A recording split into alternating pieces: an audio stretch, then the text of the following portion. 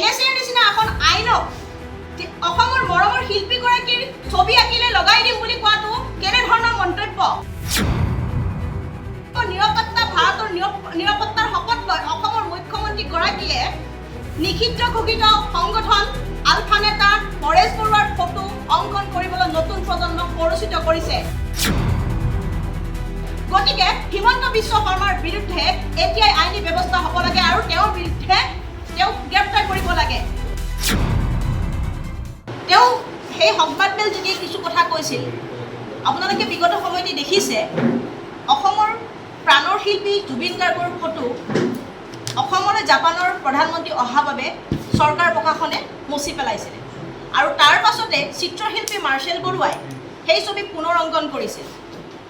আৰু যোৱা দুদিন আগত অসমৰ মুখ্যমন্ত্ৰী মাননীয় হিমন্ত বিশ্ব শৰ্মা ডাঙৰীয়াই মাৰ্চেল বৰুৱাক উদ্দেশ্যি আৰু ছবি অংকন কৰাৰ উদ্দেশ্যি কিছু মন্তব্য কৰিছিল আৰু তেওঁ এই অদ্ভুত মন্তব্যৰ বাবে ছাত্ৰ মুক্তি সংগ্ৰাম সমিতিয়ে প্ৰথমে ধিক্কাৰ দিছোঁ। কাৰণ এইভাবে ধিক্কাৰ দিছোঁ, তেওঁ কৈছে যে যদি মাৰ্চেল বৰুৱাই পুনৰ জুবিন গাৰ্গৰ ফটো অংকন কৰে তেন্তে মাৰ্চেল বৰুৱাৰ বিৰুদ্ধে NSA লগাই দিব।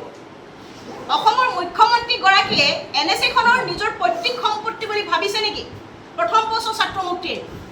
তেওঁ NSAৰ নিচিনা এখন আইনক অসমৰ মৰমৰ শিল্পীগৰাকীৰ ছবি আঁকিলে লগাই দিম বুলি কোৱাটো কেনেধৰণৰ মন্তব্য?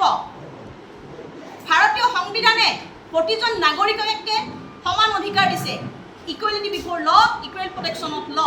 তাৰ পাছতেও এটা সাংবিধানিক পষ্টত থাকি সংবিধানৰ শপত লৈ সাৰ্বভৌমত্বৰ শপত লৈ অসমৰ নিৰাপত্তা ভাৰতৰ নিৰাপত্তাৰ শপত লৈ অসমৰ মুখ্যমন্ত্ৰীগৰাকীয়ে নিষিদ্ধ ঘোষিত সংগঠন আলফা নেতা পৰেশ বৰুৱাৰ ফটো অংকন কৰিবলৈ নতুন প্ৰজন্মক প্ৰৰোচিত কৰিছে। গতিকে হিমন্ত বিশ্ব শৰ্মাৰ বিৰুদ্ধে এতিয়াই আইনী ব্যৱস্থা হ'ব লাগে আৰু তেওঁৰ বিৰুদ্ধে তেওঁক গ্ৰেপ্তাৰ কৰিব লাগে।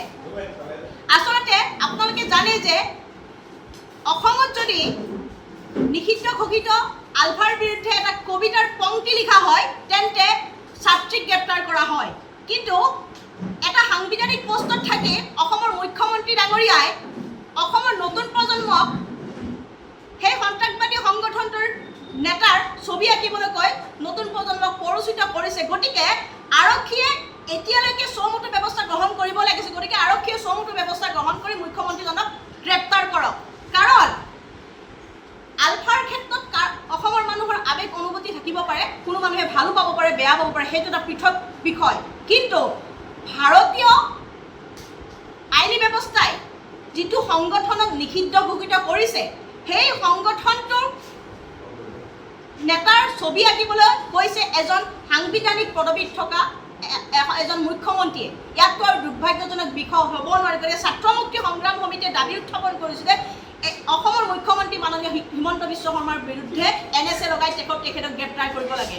আচলতে আপোনালোকে দেখিছে যে দীঘলী পুখুৰী গছ কটা, ভৰলুমুখৰ গছ কটাৰ বিৰুদ্ধে তেওঁ কিছুমান প্ৰলাপ বকিছে। তেওঁ দীঘলী পুখুৰীত আন্দোলন কৰা প্ৰতিজন ব্যক্তিক, প্ৰতিজন মানুহক, প্ৰতিজন মানুহৰ আৱেগ অনুভূতিক আঘাত দিছে। এইভাবে আঘাত দিছে, তেওঁ ক'ব বিচাৰিছে যে তাত আন্দোলন কৰা মানুহখিনি ফ্লাইঅভাৰ বিৰোধী, উন্নয়ন বিৰোধী। তেওঁক আমি ক'ব বিচাৰিছোঁ যে অসমৰ প্ৰতিখন বিশ্ববিদ্যালয়, ডিব্ৰুগড় বিশ্ববিদ্যালয়, কটন বিশ্ববিদ্যালয়, গুৱাহাটী বিশ্ববিদ্যালয়, বি বৰুৱা মহাবিদ্যালয়ৰ ছাত্ৰ ছাত্ৰী তাত উপস্থিত আছিল, অসমৰ সচেতন নাগৰিক তাত উপস্থিত আছিল, শিল্পী সমাজ উপস্থিত আছিল, অসমৰ প্ৰাণৰ শিল্পী জুবিন গাৰ্গো তাত উপস্থিত আছিল। কিন্তু সকলোৰে চিন্তা চেতনা তেওঁ মহিমূৰ কৰি তেওঁ ক'ব বিচাৰিছে যে সেই মানুহখিনি ফ্লাইঅভাৰ বিৰোধী। আমি তাত নিজে উপস্থিত আছিলোঁ। আমি এটা কথাই তাত দাবী উত্থাপন কৰিছিলোঁ যে কেৱল গছ নাকাটিব, গছ নাকাটিকৈ ফ্লাইঅভাৰ বনাওক, গছ নকটাকৈ বিকল্প ব্যৱস্থা গ্ৰহণ কৰি ফ্লাইঅভাৰ বনাওক। কিন্তু তেওঁ সেই কথাখিনিক মিছৰিপ্ৰেজেণ্ট কৰি সেই আন্দোলন কৰা মানুহখিনিক তেওঁ অসমৰ মানুহৰ জনতাৰ আগত সেয়া প্ৰতিপন্ন কৰিব চেষ্টা কৰিছে। তেওঁ ক'ব বিচাৰিছে যে সেই মানুহখিনি ডেভেলপমেণ্ট বিৰোধী, কিন্তু তেওঁ ক'ব বিচাৰিছে তাত আন্দোলন কৰা কোনো মানুহে ডেভেলপমেণ্ট বিৰোধী নহয়, ফ্লাইঅভাৰ বিৰোধী নহয়। লগতে তেওঁ কিউবাৰ বিপ্লৱী নেতা চে গুয়েভাৰাক চিনি নাপাওঁ বুলি কৈছে। ঠিক আছে, তেওঁ চে গুয়েভাৰাক চিনি নাপাব পাৰে, সেইটো এটা পৃথক বিষয়।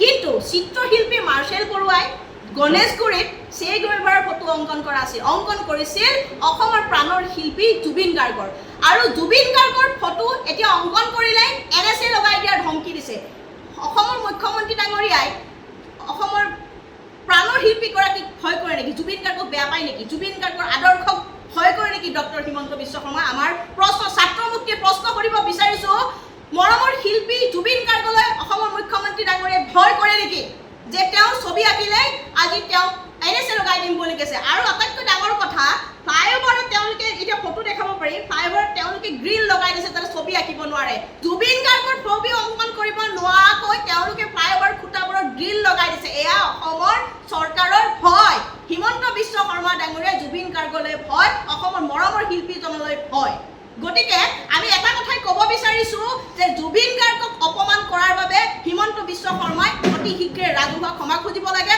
আৰু বিপ্লৱী সংগঠনৰ কথা কৈ সন্ত্ৰাসবাদী সংগঠনৰ নেতাৰ ছবি অংকন কৰিবলৈ পৰিচিত কৰা হিমন্ত বিশ্ব শৰ্মাৰ বিৰুদ্ধে NSA লগাই তেখেতক গ্ৰেপ্তাৰ কৰিব লাগে ছাত্ৰ মুক্তি সংগ্ৰাম সমিতিয়ে দাবী উত্থাপন কৰিছো